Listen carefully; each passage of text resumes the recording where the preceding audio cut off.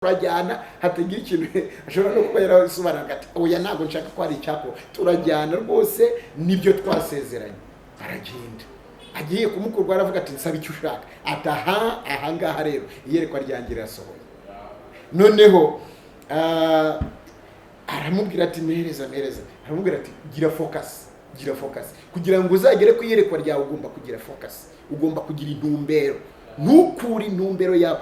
Intumbero yacu ni Kristo, amaso yawe agume kuri Kristo, agume mu ijambo, ntuzatatire igihe ngo ujye hirya no hino cyangwa ngo ugendere ku magambo y'abana b'abahanuzi bakubwira baguca intege y'ibintu byinshi bivugwa muri iki gihe. Oya, ugomba kugira focus w'Imana, ubasha kumva ugasobanukirwa ngo ibi ngibi biturutse ku Mana cyangwa se ibi ni ibintu biri useless, biri aho ngaho bisanzwe. Ntago buri muntu wese azabisobanukirwa. Uzabisobanukirwa mu gihe wumva ijwi ry'Umwuka Wera cyangwa uyoborwa n'Umwuka Wera. Bibiliya iravuga ngo abayoborwa n'Umwuka Wera nibo bana b'Imana, kandi nta mazangizo umva ijwi ryanjye iyo nzihamagaye ziritaba. Niko Yesu yavuze, kuvuga ngo uri mu ntama uzumva yuko ari icyo uri kubwirwa, cyangwa na nyuma utabyitayeho uzamenya uti ariko umwami wanjye yambwiye nuko ntabyitayeho. So be careful, uzaba careful cyane, uzagira iyo attention ryari, uzagira iyo attention mu gihe uri connected, mu gihe usenga, mu gihe ubana n'ijambo ry'Imana, mu gihe nyine uri mu buzima. Iyo ikintu Imana ikweretse ikintu kibi ko kigiye kubaho, ivuze iti hari icyo twakorana, ngewe mfata amagara nzi mbigufashemo kugira ngo ibyo bintu bigende neza. So umuntu afite uruhare rwawe muri icyo gihe, ikeneye kubona icyo ukora. Ikeneye iyo weretswe ibintu ku muntu umubwira gute? No kubisengera urabimubwira ukora iki? Niba ari bibi, niba ari ikintu kibi, tuvuge wenda ati nabonye umwuka w'urupfu ku muntu. Uwo mwuka w'urupfu urumva Satani yaje kwica no kurimbura, biba bihura n'ijambo. Iyerekwa ryose rije ridahura n'ijambo ry'Imana riba rivuye kuri Satani. Iyerekwa ryose rije ritahuye ritari mu ijambo ry'Imana aba ari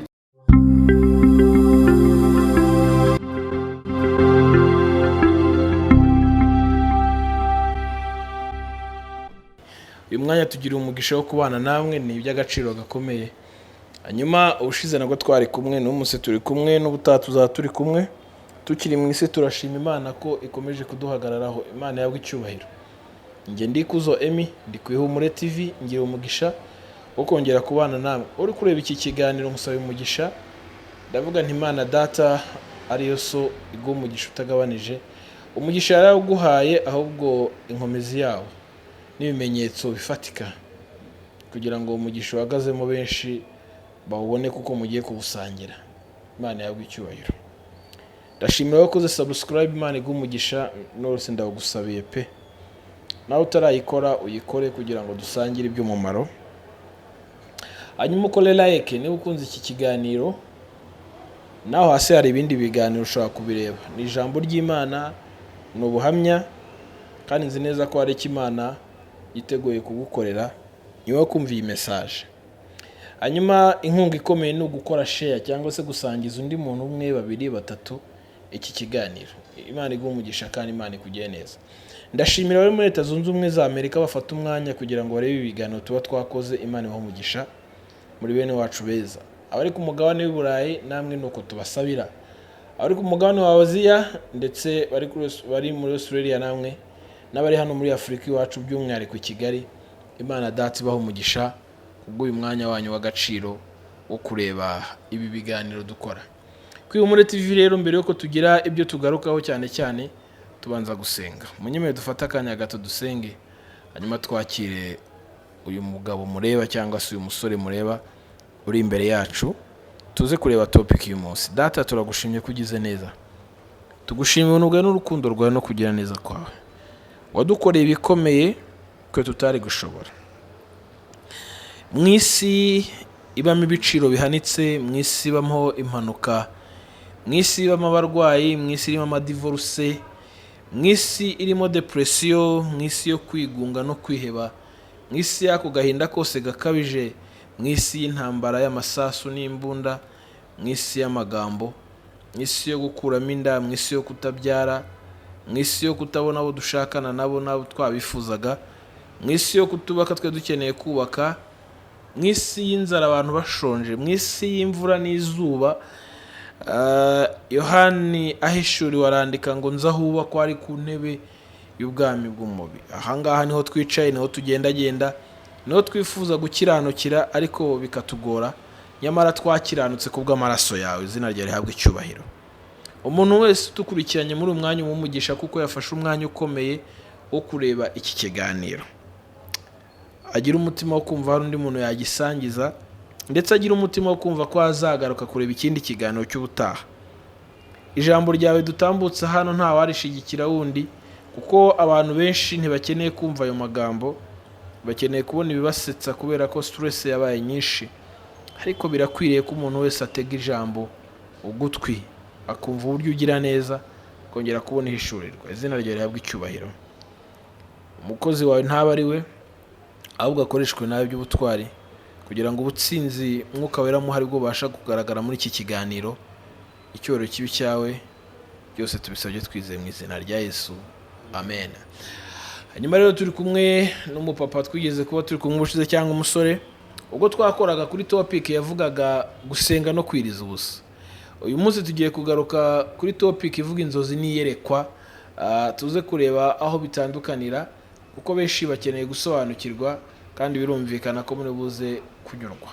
Munyemerero tumwakire, hanyuma tumara kumwakira atwibwira amazina nyirizina, tugaruke dusangira iki kiganiro. Mwene data, karibu. Witwa nde ku badukurikiye bakubonye ari ubwa mbere, kugira ngo noneho baze kumenya ngo ninde tuganira? Karibu. Ni umugisha cyane, murakoze cyane kunyakira Emi Kuzo, ni Pastor Janvier. So bwa mbere ngeze hano, Imana ni umugisha rero, ndanezerewe kandi kubana nawe. Murakoze cyane. Tugira umugisha wo kongera kubana muri iki kiganiro. Iyo bavuga inzozi n'iyerekwa bihurira he, bitandukanira he, kugira ngo bize kudufasha no kumenya umwuka w'ubuhanuzi abantu benshi bahagaze muri iki. Inzozi n'iyerekwa, iyo tuvuze inzozi muri Yobu harabivuga neza, aho Yobu yavuze ngo of course ntabwo ari Yobu, kuko uwanditse igitabo cya Yobu avuga ko ari Mose. Imana ivuga rimwe ndetse kabiri, nubwo abantu batabyitaho. Mu bicuku bya nyuma abantu bashyizweyo, Imana igiye ivugana n'abantu. So ni ukuvuga ngo ushobora kugira inzozi. Iyo tuvuga inzozi ntabwo ari izi ngizi z'umuruho, kuko n'inzozi abantu bakwiriye gusobanukirwa izo arizo. Ntabwo inzozi turavuga ari iz'umuruho, kuko hari n'inzozi z'umuruho umuntu ashobora kurota ibyo yanyuramo, byagira gute, z'imiruho nyine. Ariko umuntu nazo zigira ibisobanuro. Z'imiruho se, inzozi z'umuruho n'izitagize icyo zivuga. Ni ukuvuga ngo inzozi, isoko zishobora guturuka ahantu habiri cyangwa hatatu. Isoko y'inzozi hari izituruka ku Mana, hari izituruka kuri Satani, hari n'izituruka ku muruho. Ubwo inzozi z'umuruho n'iza Satani ntabwo ndi buzivuge. Kuri inzozi za Satani ziza ari ibitero. Buriya Satani atera n'abantu mu nzozi, kuko inzozi ntabwo abantu bakwiriye kuzifata for granted. Nijoro abantu bashyizweyo, Imana irabavugisha, kandi na Satani ashobora kugira ibyo akora. Kuko Bibiliya iravuga ngo umwanzi yabibye urukungu nijoro abantu basinziriye. Buriya mu kuryama Satani ajyaza akabiba urukungu mu bantu, cyane cyane kuri prayerless people, abantu badasenga. Iyo udasenga umwanzi aragusura, kandi yaje hari ibintu ashobora gukora. Akenshi uzitegereze uzasanga abantu benshi bakunda kurwara nijoro. Usanga umuntu yaryamye ari muzima ariko agakanguka arwaye, usanga yagize fight, yagize fight nijoro y'umwanzi, bimugiraho ingaruka. Niyo mpamvu burya iyo tugiye kuryama tuba tugomba gusenga. Twajya no kurya kandi tugasenga ibihe byose, kugira ngo umwanzi atamutera aciye mu byo ugiye kurya cyangwa ugiye gucamo, aho ugiye kunyura hose. Rero inzozi turimo turavuga ni za nzozi zituruka ku Mana. Imana burya iwoninga abantu inshuro nyinshi, ariko abantu usanga babifata for granted. Ugasanga Imana yakubujije nko kujya ahantu, mu nzozi wabirose, wagize inzozi wenda ugera nk'ahantu, ugenda nk'ahantu ukabona urayobaguritse, ukabona haje nk'inyamaswa irakwirukanyije, irakuriye wenda gutyo, kumva Imana yari irimo irakubona ngo ari ahantu uri gushaka kujya wijyayo, ariko ugasanga umuntu aragiye kuko atitaye ku nzozi, cyangwa se ugasanga ugiye kurambagiza nk'umuntu, cyangwa muri murakundana n'umuntu, Imana igahora ikwereka inshuro nyinshi inzozi, usanga wenda uburose muhura mu nzira, ubona guteye umugongo aragiye hirya, nawe ukabona araguteye umugongo cyangwa arirukansi cyane agiye kure yawe, biba bikwereka. Ariko mwareba mu rukundo ugasanga murakundana, ugasanga biri kukwereka ngo amaherezo ntabwo muri mu cyerekezo kimwe, ariko ugata umwanya wawe, ugata resources zawe, ugata time yawe, ukapfusha ubusa urimo urakundana n'uwo muntu. Kumva Imana yamaze kuboninga iri kukwereka ko bitameze neza. Cyangwa se uburose wari ugiye kumuhobera ukabona abagusohoje. Ibyo byose biri kukwereka ni warning Imana ikunda gutanga. Ushobora kurota wari ugiye gukora wenda business, ukaba uri kubaza Imana uti Imana iyi business nikora, ukabona wubatse nk'inzu, ukabona yaguye. Muri iryo joro wabirose, ugasanga urose inzu ngo yubaka igeze hejuru, ukabona iraguye. Biba bivuze ngo iyo business will not succeed. So Imana ivuga mu buryo bwinshi cyane, ariko abantu bashobora, ntabwo turi gusobanura uburyo bw'inzozi, ahubwo turi kuvuga inzozi nyire. So ahangaha rero ntabwo ndi gushaka kwinjira aho ngaho, ndashaka kwinjira mu kuvuga ngo hari inzozi waba ufite, inzozi z'ubuzima, inzozi z'icyerekezo. Yosefu yari afite inzozi, iyo dusomye mu Itangiriro turabibona mu bice 37, ubona Yosefu yari afite inzozi zo kubasha, zo kuzayobora, zo kuzaba umuntu ukomeye. Cyane cyane buriya nutangira no kugira inzozi, umwanzi azakurwanya. Ntabwo umwanzi ashobora kukurwanya udafite inzozi. Inzozi ziza guhinduka iyereko. Inzozi ziza guhinduka iyereko. Ariko tukiri aho, hari inzozi nyinshi wavuze Imana ibikwereka ibiri imbere yawe, ariko biragoye ko umuntu abitandukanya na za zindi z'umubu. Biroroshye cyane. Inzozi Imana izanye ku buzima bwawe zishobora kuba ziri kukwereka ko hari inzozi za warning, hari inzozi zikwereka direction, hari inzozi zikugarura, hari inzozi zigucyamura, hari inzozi ziri rebukinga z'Imana zose. Inzozi z'umuruho ni za zindi uzasanga ziri aho ngaho, ntunazitekerezeho cyane, kumva biri aho ngaho. Buri umuntu yarema mu buryo ashobora kwita ku bintu cyangwa ibindi ntabyiteho.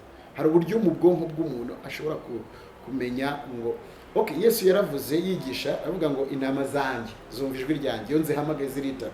Ntabwo uzashobora kubitandukanya, kubera ko ushobora kuba utumvisha ijwi ry'Imana.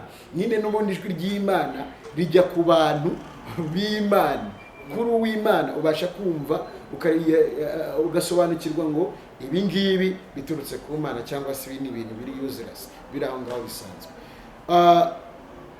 Ntabwo buri muntu wese azabisobanukirwa. Uzabisobanukirwa mu gihe wumva ijwi ry'Umwuka Wera cyangwa uyoborwa n'Umwuka Wera. Bibiliya iravuga ngo abayoborwa n'Umwuka Wera nibo bana b'Imana, kandi intama zanjye zumva ijwi ryanjye iyo nzihamagaye ziritaba. Niko Yesu yavuze. Kuvuga ngo uri mu ntama uzumva yuko hari icyo uri kubwirwa, cyangwa na nyuma utabyitayeho uzamenya uti ariko umwami wanjye yambwiye nuko ntabyitayeho. So be careful, uzaba careful cyane. Uzagira iyo attention ryari, uzagira iyo attention mu gihe uri connected, mu gihe usenga, ubana n'ijambo ry'Imana, mu gihe nyine uri mu buzima uko ari umukristo ubaho mu buzima buri dormant cyangwa se businziriye. Ariko basi kubwira abakristo, ariko hari n'urota atari umukristo, kandi ibintu nabose bikaho nawe aho ngaho turagira icyo tumugenera, kuko Imana ivugana n'abantu. Navuze ngo intama zanjye zumva ijwi ryanjye iyo nzihamagaye ziritaba. Kuvuga ngo Yesu ijwi rye riragenda ku bantu bose, ijwi riragenda ku bantu bose, ariko abarisobanukirwa ko ari iry'Imana ni bakeya. By the way, abantu wenda tuvuge badasenga, Imana ishobora kubavugisha, n'ibyo bavugishije bakabona birabaye. Ariko ngiye nkunda kurota inzozi ariko zikaba, ugasanga ariko ntari kumenya ibyo ari byo, kagira ngo wenda nibyo yarazwe na basokuru, wakagira ngo nibyo yarazwe n'abandi. Noneho wibuke ko Yesu yavuze ngo hari hari n'izindi zitari mu rugo ariko zizaza mu rugo. Ibyo nshatse kuvuga iki ngusubiza? Nshatse kuvuga ngo hari abantu uyu munsi wa none Yesu yahamagaye ariko batari baza mu rugo, batari bamwitaba ariko bazamwitaba. So ntibitangaje ko umuntu ashobora kutangira kumva Imana cyangwa Imana ikamugenderera akiri hariya, akiri mu nzoga, akiri mu taba, akiri mu sambanya, akiri mu byaha. No, ariko urukundo rw'Imana rugera ku bantu bose. Iravuga ngo Imana ivubira imvura ababi n'abeza, ababi n'abeza bose Imana ibavubira imvura. Kuvuga ngo Imana ishobora kuvugisha abantu bose, ariko hari specialite ku bantu bubaha Imana cyangwa se abantu bumva Imana cyangwa abantu bita ku by'Imana. So inzozi rero aha turi kuvuga ziza guhinduka iyerekwa igihe za nzozi wazifashe ukazumva ukazemera, warangiza noneho icyo zakubwiraga ukagisanisha n'ikimana ivuga, ukagisanisha n'ijambo ryayo, icyo gihe bigahinduka iyerekwa. Bihindutse iyerekwa rero utangira kugira target, utangira kugira bihinduka mission, bigahinduka vision yawe, ariko byahereye he? Byahereye mu nzozi. Noneho rero ndashaka nkwereke uburyo Yosefu yagize inzozi. Aza kurota, agira inzozi abona imiba bayihambira, bene se yabo ikagwa ugahagarara. Agira inzozi abona inyenyeri n'ukwezi bimanuka bikamwikubita imbere. Ibyo yavugaga ari kubibwira bene se bahitaga bamenya icyo bishatse kuvuga. We nta nubwo anabibabwira, yarazi icyo ari cyo. Gusa yumvaga ari excited yo kubabwira icyo kintu, ibyo bintu. Kuba imiba y'abandi yaguye ugahagarara, yumvaga ari excited ariko atari yasobanukirwa ibyaryo. Hari n'igihe Imana ivugana nawe ariko utari wasobanukirwa. Nanjye Imana yajyaga ivugana nanjye niga muri secondary ariko ntari namenye imivugire y'Imana. Hasobanuza bakambwira ibintu bikomeye byiza ariko njyewe ntabifataga for granted, ntabwo nabyitagaho cyane. Ariko maze gukura uko ngenda nkura agenda nibuka ko kuva kera kose Imana yavuganaga nanjye. Hanyuma rero Yosefu amenya, bamusobanuriye ubusobanuro bw'izo nzozi, ahita amenya ati Imana kumbe uzaba umuntu udasanzwe. Ko bahise bamubwira batushatse kuvuga ko uzatuyobora. Okay, none batangira kumugirira ishyari, batangira kumwanga. Murabizi uburyo bamugambaniye, bakamugurisha akagera hariya, ariko kubera ko yari a man of vision, yari yamaze kugira ya nzozi ze zahindutse iyerekwa. By the way, wenda ahangaha muri iyi context ari uburyo ndimo ndashaka kubwira itandukaniro ry'inzozi ndetse n'iyerekwa. Inzozi zishobora kukubera iyerekwa, ariko nanone iyo tuvuga iyerekwa ushobora kugira gutya n'inzu. Iyerekwa ni ikintu gishobora kuza niyo yaba ari ku manywa ugenda mu muhanda, ukagira gutya ukabona ikintu kiraje mu maso yawe ukamenya icyo ari cyo. Bijya bibaho. Cyangwa ukagira gutya ukiyumvira ikintu ariko icyo kintu ugasanga gikomeje kukubaho. Rimwe nari ngiye gukorera perime,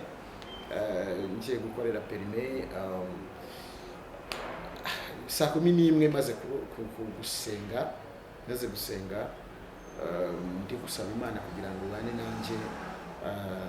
Ngira gutya ijwi riraza mu mutima, rizira mu ndirimbo, happy day, oh happy day. Yeah, it was a kind of song. Ivugira muri njye, ikomeza iri muri njyewe. Ikintu cyose Imana irimo irakubwira akenshi kiragaruka, kikagenda kigaruka. Kumbe Imana irimo irambwira happy day, uraza kugira umunsi mwiza. Ya ndagenda ngira n'umuganga, umwarimu arambwira ati ariko hari ibintu tujuje we kwiye gukora uyu munsi. Ariko ngendera kuri rya jwi ryakomeje kumbwira happy day, umunsi mwiza, uragira umunsi mwiza. So ndagenda, nubwo yabonaga ko bituzuye ariko naragiye ndakora kandi ndatsinda. We yibwiraga ko wenda hari ibyo ntihariga neza kuko yanyigishaga, ariko ngendera ku byo yambwiye muri theory, ngendera ku byo yambwiye ku kintu runaka ntari nakamenya neza ngo nyimetirize, ariko naratsinze ayibona. Aho rero Imana ishobora kukubwira, urumva we yarandiscouraginze, yashatse kugira ngo ndeke. Ntambwira ati rwose anama imodoka, yarambwira ati uraza kwishyura nubona byembe. Urumva rwose navuga ngo yaramfitiye impuhwe, ariko ntago Imana yari yamaze kuvugana nanjye. So ushobora gucika intege giving up ukabivamo. Benshi bava mu rushako kandi Imana yararubajyanyemo, benshi bakava mu kazi kandi Imana ukakita ko ari akamake kandi Imana yari yaragusetingiye umugisha aho ngaho kugira ngo uzaguke, ugasanga ukwiriye gukurikira iki Imana ivugana nawe. So vision rero ushobora kugira iyerekwa ku manywa y'ihanga, cyangwa se kwa kundi ushobora kuba uryamye cyangwa udasinziriye ariko ukajya kubona ukabona ibintu biraje. So usinziriye rwose, ntabwo wasinziriye, wenda ubongetse amaso gusa ugahita ubona ibintu. So ibyo ni amayerekwa, nayo ni amayerekwa asanzwe. Ndashaka na kuvuga vision mu buryo navuze mbere, ni vision ariko vision y'ikintu ushaka kugeraho, kuvuga ngo what you want to achieve, your mission, ikintu ushaka ku achieving, ikintu ushaka kugeraho, ikintu ushaka utagetinga ugeraho ushikaho. Ushobora kuba uvuga uti ngiye ndashaka kuzayobora igihugu, wenda kuba president cyangwa kuba minister cyangwa kuba general, kuba umuntu udasanzwe, kuba se pilot, kuba se ushaka kuzaba umucuruzi ukomeye. Izo ni vision. Dushobora kubyita n'ibyo watekereje, noneho urashaka kubyimplementinga ngo bibe real, bigaragare. So iryo ni iyerekwa ryawe. Ushaka kuvuga uti ndashaka kuzubaka urusengero, kuzavuga ubutumwa muri Afrika, kuzavuga ubutumwa muri ibyo ngibyo ni iyerekwa. So noneho bibanza kuza mu mutima wawe. Iyo bije mu mutima wawe dushobora kubyita ngo ni inzozi. Ni inzozi, ibintu bitari byawe.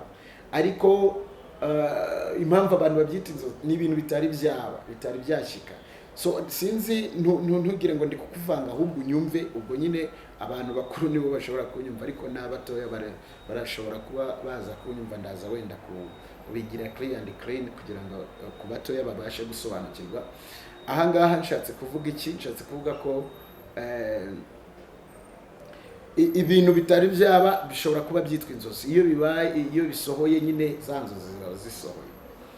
So hari visions cyangwa amayerekwa Imana ivuganiramo n'umuntu, ariko hari na vision y'ikintu kirekire cy'ahantu ushaka kugera. Ibyo rero bigiye bifite itandukaniro. Na reka dufate illustration wenda y'uyu mugabo witwa Yosefu. Yagize inzozi, ararota, ariko aca mu bintu bidasanzwe. Buriya akenshi nubona ugeragezwa cyane n'umwanzi, uzamenye ko hari ibintu hetse umwanzi aba ari kurwanya kugira ngo utabishyekaho, ariko ugomba kubirwanira.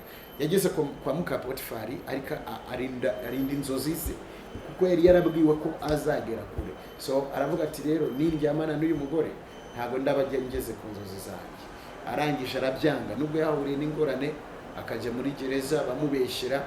Ariko iyo ufite inzozi, Imana ikugeza ku cyo yashatse kuzageraho, kubera ko yari nyangamugayo abizi.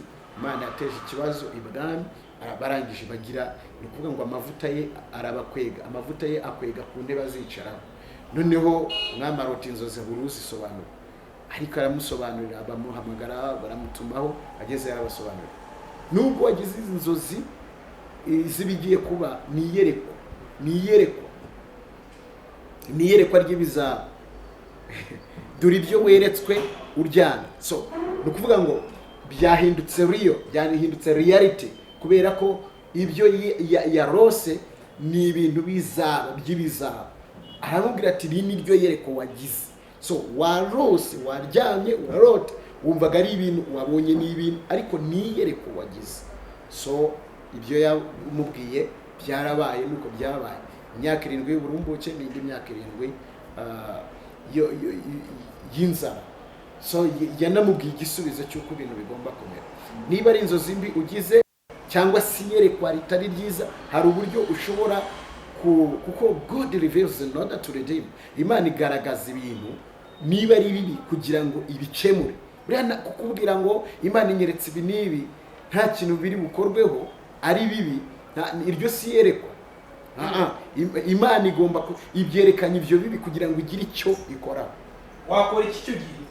Cyo gihe habaho gusenga. Imana biri kukubwira ngo senga, kugira ngo ibi bintu Satani yateguye, kuko ibibi byose biva kuri Satani, ibyiza byose bituruka ku Mana, ibibi bituruka kuri Satani.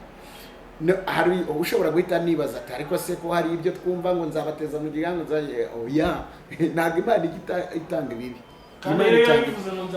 Impamvu ururimi rwa Bibiliya ukwiriye gusobanukirwa icyo ari cyo. Ubundi kuvuga ngo nimukora nabi bizabazanira ibibi, ntabwo ari Imana izabizana, ahubwo yasi y'umwuka mubamo izaba kwegera ibibi. Ni muri ubwo buryo kuvuga ngo bya bindi bibi mwakoze bizaba kwegera ibibi, kuko ikibi kizana ikibi, icyiza kikazana icyiza, icyo wabibye nicyo usarura. So ni ukuvuga ngo rero Imana yo ntabwo ari ituma bya bindi bibi, ahubwo kuko izi gahunda za Satani aza profita za ntege nke zanyu, hanyuma abateza ibibi. Noneho Imana nayo muri principe zayo, mu mahame yayo, ntabwo izarimita Satani kugira ngo bitabageraho. Sinzi niba ugisobanukiwe. Ntabwo izarimitinga Satani kugira ngo bya bindi bitabageraho. Kuri uko kutamuri mitinga rero niho ubwo rurimi rwa Bibiliya ruvuze ngo nzabateza ibindi. Ariko Imana ntabwo ariyo. So rero niba Imana ikweretse ikintu kitari cyiza, ni ukuvuga ngo ibikubwiye ngo senga, gira icyo wagikora, kuko ufite uburyo icyo wagikora. Imana turabafatanya bikorwa n'Imana. Imana ntishobora kuza kugira ibyo ikora utayemereye. Niyo mpamvu birivuga ngo dore mpagaze ku rugi ndakomanga, umuntu niyumva ijwi ryanjye agakingura nzinjira iwe dusange. Imana ntabwo yaza ku ngufu. Urabyibuka yuko na Adamu na Eva bakoze ibyaha, Imana yaje kunegotiatinga nabo ngo irebe ko bakwihana, ariko banze kwihana bakira ibihano. Banze kwihana bakira ibihano. Buriya iyo bavuga ati mbabare, umugabo we Imana yaramubaje byagenze gute ko ndeba wambaye ubusa wahunze aho twahurira gatariho turi guhurira, ya favor cyangwa se ya presence ko ndeba yakuvuye byagenze gute. Undi ati Imana ngumbabarira. Nicyo ngicyo iyo avuga ati mbabarira, Imana ari guhita, kuko Imana ikozwe mu mbabazi. DNA y'Imana ikozwe mu mbabazi. Ni ukuvuga ngo ntabwo yarigize, ariko ryagombaga kubaho. Ni uburenganzira bwe bwo kuba yasaba imbabazi, ariko iyo revelation ntiyayigize. Noneho rero burya mu muntu harimo icyiza n'ikibi, kandi harimo guhitamo, harimo amahitamo. So abwira Imana ati umugore w'Imana, urumva icyaha gishyize ku Mana. No, by putting the sin to his wife. No, umugore nawe aho kugira ngo avuga ati mbabarira nakoze ibintu bitari byiza, agishyira ku nzoka. Uribuka ko Imana itavuganye n'inzoka, ntabwo yavuganye na Satani, yavuganye nabo kuko aribo bari barahanye gahunda, contract yari iri hagati yabo. Imana rero ababwiye ati nyaboneka mbabwire, dore mbashyize, mwibuke ko Satani we yari ariho na mbere. Burya Satani ntabwo yaje Adamu na Eva bamaze kubaho, ahubwo yari ariho na mbere. Ko Adamu yari yahamagariwe kugira ngo aze kubita, aze nyine gukora umurimo Satani yari yarahamagariwe, yarangiza akava ku ntego ze. Burya umuntu yahamagariwe kuramya Imana. Niba ushaka n'Imana uzaramye, nubona Imana utari kwibona, ubona Imana yaraguhunze, ubundi Imana nihunga abantu. Uzaramye Imana, Imana izaza, kuko Imana iba mu mashimwe, iba mu cyubahiro icyubahiro cyayo kiba mu kuyihimbaza no kuyiramya.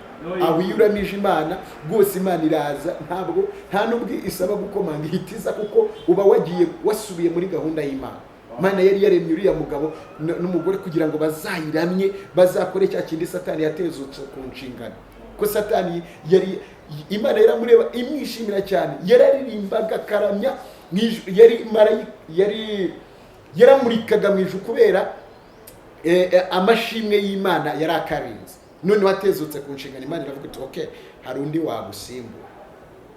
So rero aho ngaho wenda nari ngiye kure, ariko nari nshatse kuvuga ko iyo baza gusaba Imana imbabazi, bari kuba babasha kugira gukora restoration y'ubuntu bw'Imana bukabazaho. So ikibi rero cyahise kiza gikururwa na cya kindi kibi cyo kutamenya gusaba imbabazi, cyo kwinangira.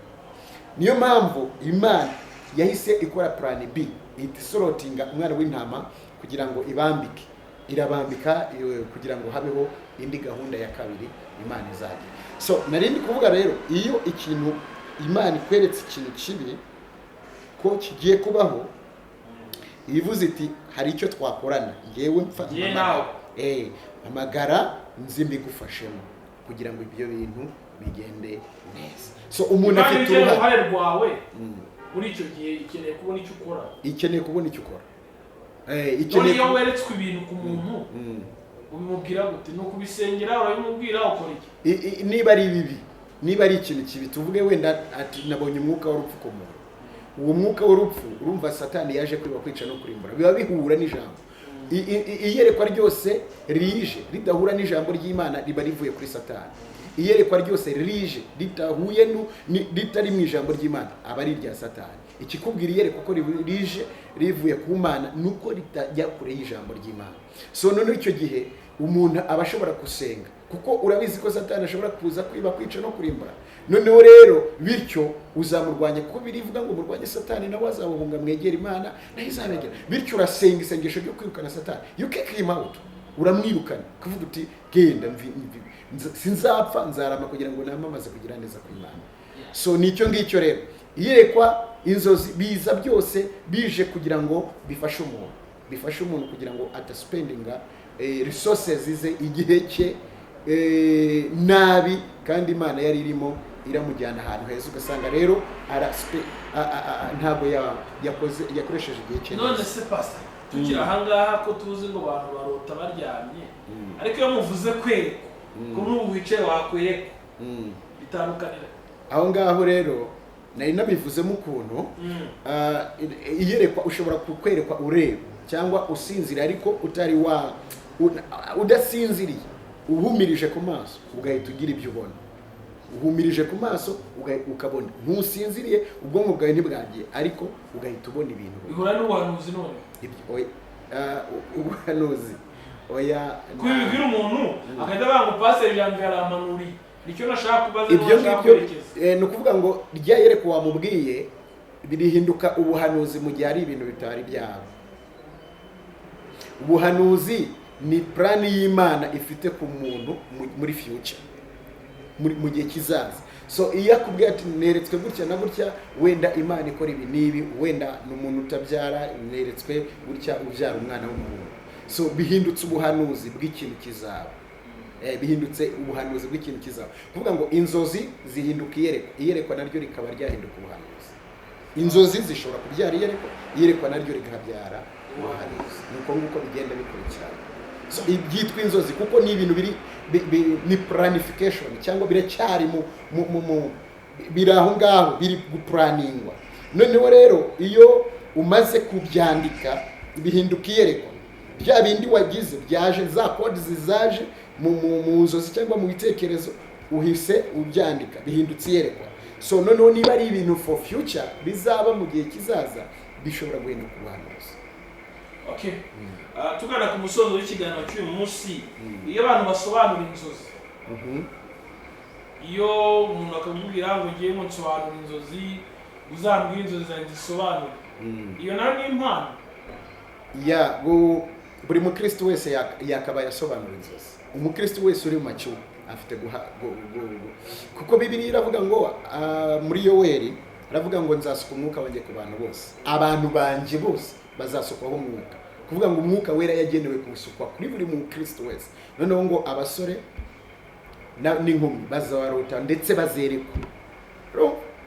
Bazerekwa. Noneho abakecuru n'abakambwe bazarota. Abakecuru n'abakambwe bazarota. Noneho ndetse n'abaja n'abagaragu banjye ngo uwo munsi nzabasukira ku mwuka. Aha ngaha iyo warumbajije ikibazo kivuga ngo abantu benshi bamuzana musobanura inzozi. Ibyo n'ubwo amagaye pastor abantu bashaka umusobanurira. Ibyo rero ntabwo ari impano. Ntabwo ari impano yo gusobanura inzozi. Urabizi ko Yosefu arota baramusobanuriye, bakuru be bo bahise babimenya. Ariko uko Yosefu yagiye akura, yagiye nawe wa mwuka wo gusobanura inzozi umuza. Kuvuga ngo gusobanura inzozi, buri mukristo wese umaze gukura abasha gusobanura inzozi. Nta mukristo umwana ushobora kuba yapfa gusobanukirwa inzozi. Narabibonye muri experience. Mu myaka runaka hari ibyo nabaga nshobora kurota nkamenya ibindi simbisobanukirwa, ariko negeraga umuntu maturity ni isobanura inzozi. Nago gusobanura inzozi ari impano. Buri abantu ntibakanabyibesheho, buri mukristo wese uzi ijambo ry'Imana ukuze, kandi reka nkubwire ushobora no kubuza ijambo ry'Imana ariko ntusobanura inzozi. Kubera iki? Inzozi zisobanurwa mu buryo buri experience. Uko ukura uko ugenda ubona n'ibyakubayeho, uko ugenda ugira experience n'Imana, ugenda umenya gusobanura inzozi. Ntihazagire rero umuntu kwifatira ati ngiye mfite impano yo gusobanura inzozi, mujye munsobanuza. Oya, nawe nukura mu by'Imana ukagenda ukura, uzasobanukirwa inzozi kandi uzasobanurira abandi. Na bya bindi ubona rwose bidafatika, umuntu yarose bidafatika, abantu bajya baza bati nsobanura, akaba yarose ibintu yumva bidafite umutwe n'ikibuno, cyangwa se ugasanga abantu bishyiriyeho ibintu ngo iyo urose imbeba ni inyatsi. Ntabwo buri gihe uko urose imbeba bizaba ari inyatsi, ngo ko urose ikiyoni ngo bivuze ubwibone, ngo ko urose ngo ibi n'ibi. Ntabwo buri gihe bisobanura. Kuko habona yigeze kubona mu materaniro umushumba yigeze guhaguruka yujujwe agaterura umugore akamujugunya hanze ngo abonye ari igipusi. Urumva mu yandi magambo ubwo ashobora kuba yarabonye ari umurozi. Yarabonye ngo ari umurozi, sibyo? Ubona n'umusambanyi ngo yabaye ikibu. Buriya ntabwo ari buri gihe ko ubonye imbwa bivuze ubusambanyi, si buri gihe. Kenshi bishobora gusobanura ubusambanyi, ariko si buri gihe ko bisobanura ubusambanyi. Nyine ikibazo nta kuntu tubitandukanya. Nyine bisobanurwa iyo birose hamwe n'ukuntu byagenze n'ibyo wahuriye nabyo mu nzira z'urugendo rw'inzozi, ubasha gusobanukirwa iki ngiki gisobanuye iki n'iki, iki gisobanuye iki n'iki. Ntabwo buri gihe biba bivuze gutyo, ariko mu matana nkaho wakwerekwa nyine nkuko yeretswe ugaterura ipusi ukajugunya. Ni ukuvuga ngo ni umuhanuzi ariko w'umwana. Kuba wafata umuntu ukajugunya hanze umubonye nk'ipusi, ibyo bintu ni umuhanuzi ariko utari wakura. Ibyo bijyajyaga bibaho ku bantu, ugasanga ngo nabonye ari imbwa ngo ndajugunye. Ni kwa kundi kuba umuntu atari yabasha gukura mu buhanuzi, kuko ubuhanuzi barabwiga. Abana b'abahanuzi, Eliya yari afite ishuri ry'abahanuzi, uriga no kwiga guhanura se cyangwa kwiga uburyo byitwara. Uburyo byitwara mu kuko guhanura ni impano ibiri mu muntu, noneho ariko akigishwa uburyo bwo kwikoresha. Niba ubonye ibi bisobanuye, niba ubonye bigenze gutya binyuze muri izi nzira bigenda gutya. Cyane cyane uyoborwamo n'Umwuka Wera. Bisaba kuba inshuti n'Umwuka Wera rero kugira ngo usobanure inzozi. Bisaba kuba inshuti n'Umwuka Wera kugira ngo usobanure cyangwa se ubashe kubona iby'Imana ikweretse, ubashe kubisobanukirwa. Eliya agiye gukurwa kuri Elisa, abana b'abahanuzi bari babibonye, barabibonye, baravuga bati agiye gukurwa, bari bagize iryo yereko. Ariko Elisa we nk'umuntu wari umaze gukura mu buhanuzi, warabaye trendi na Eliya, aravuga ati yes, ndabizi ko baramubwiye bati araza kugukurwaho, ndabizi ariko aransigira umwitero, ndabizi ariko kumurwaho ntabwo ari bugende gutyo gusa, ahubwo ndi busigare mu cyimbo cye. So ayo makuru rero agirwa n'abantu bakuru. Nyuma y'uko ubonye Satani ashaka gusenya urugo, ni iki kigiye kubaho? Nyuma y'uko ubonye umuntu wenda Satani ashaka kugira ngo akazi kabure, ni iki gikurikiraho? Nyuma y'uko bigenze gutya, ni iki gikurikiraho? Umuhanuzi aza, ntabwo ari ibyo twavuzeho, ariko azanye igisubizo cy'icyo ugomba gukora. So arababwira ati ndabizi, ni muceceka. Yahura n'abandi bahanuzi bahimukubita amaso bakagira iyereko, kuvuga bati uyu agiye gukurwa, agiye kukuvanwaho, ntugire ngo ni urugendo rusanzwe, ariko ati ndabizi, ni muceceka. Abana b'abahanuzi babonye yambutse Yorodani, bagera hakurya, babonye ageze hakurya, baramuzomera bati biraza kugenda gute? Agera hakurya, ageze hirya, Eliya nawe yari yagerageje kugira ngo amudiscouraginga muri limite, ariko yari afite iyerekwa. Yari afite iyerekwa ry'icyo ashaka. Nibyo navuze ngo iyerekwa rishobora guhindura projet, rishobora guhinduka projet y'ikintu ushaka kugeraho, misiyo ushaka kugeraho. Noneho rero aravuga ati oya, aho ujya hose turajyana, kuko ndabizi uyu munsi uragenda, so ndashaka kujyana nawe. Abonye kwa maramaje, ko n'ubundi ntabwo yamusigaga. Uyu munsi kuki ushaka kunsiga, turajyana, hatagira ikintu ashobora no kuba yarasobanuraga ati oya, ntabwo nshaka ko ari icyako, turajyana rwose, nibyo twasezeranye. Aragenda, agiye kumukurwa, aravuga ati nsaba icyo ushaka. Aha ngaha rero iyerekwa ryanjye rirasohoye. Noneho aramubwira ati mpereza, aramubwira ati gira focus, kugira ngo uzagere ku iyerekwa ryawe ugomba kugira focus, ugomba kugira intumbero, ntukure intumbero yawe. Intumbero yacu ni Kristo, amaso yawe agume kuri Kristo, agume mu ijambo. Ntuzatatire igihango ngo ujye hirya no hino cyangwa ngo ugendere ku magambo y'abana b'abahanuzi bakubwira baguca intege y'ibintu byinshi bivugwa muri iki gihe. Oya, ugomba kugira focus. Niba ushaka kugira urugo rwiza, gira focus mu bukumi bwawe, gira focus mu busore bwawe, gira focus. Niba ushaka kugira business nziza, gira focus yo gufata abakiriya neza, customer care. Niba ushaka kugira focus yo kuzaba iga neza, uzaba umuntu ukomeye udasanzwe, iga kandi ubikurikirane. Yes, ubwo rero agira focus, birangira koko agize wa mwitero arawumusigira. Haje challenges nyinshi, imiyaga irahuha n'ibiki byose, imikungugu n'ibiki, ariko akomeza kugira focus, aramutumbera. Noneho amusigira umwitero. Abana b'abahanuzi bari bahagaze hakurya bareba, bavuga bati turaza kureba pe ikiri bumubeho, turaza kureba ikiri biraza kugenda gute. Ariko agaruka akubita wa mwitero mu mazi, aragabanuka. Baravuga bati ya mana Eliya uyu munsi iri muri ezi. Bahindura amagambo. So rero Imana nicyo ngiki bishaka. Impamvu iguha inzozi, impamvu iguha iyerekwa, ni ukugira ngo winjire mu isezerano ryawe.